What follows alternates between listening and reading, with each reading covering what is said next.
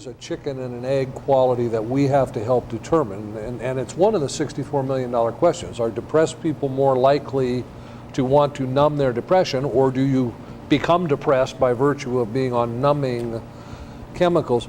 I have less medical training and experience than any of my colleagues, so I should not use medical examples, but I do a lot of stuff I shouldn't do. Yeah.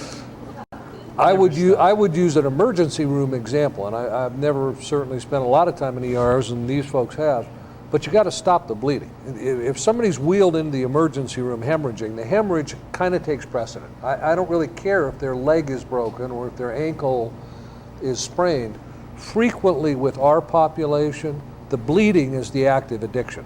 These guys are going to kill themselves with an overdose before they're going to jump off Hoover Dam. The real differential diagnosis becomes much easier when you stop the bleeding of the active addiction. And recovery, the rules, the basic rules of establishing recovery in a 12-step program are remarkably similar to the therapeutic goals for depressed people.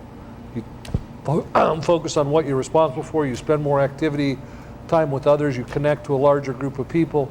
So I think a lot of the folks that we see presenting as depression, I've always been impressed over the course of my career with addicts, how many depressed people get undepressed as soon as they start working their program. Would you agree with that, Doctor? Yes, I would. And just to reinforce that the first treatment, even if they have a dual diagnosis or a substance-induced mood disorder, which is the alcohol or the cocaine or the opiates cause the depression, you still have to stop the substance.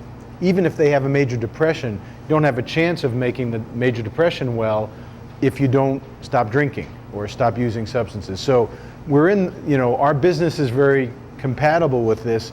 The real key is if they have this secondary diagnosis and we miss it, then our treatment modalities and interventions aren't going to be as effective because their intercurrent or their concurrent disorder is going to get in the way of their healthy recovery. So that's the real challenge.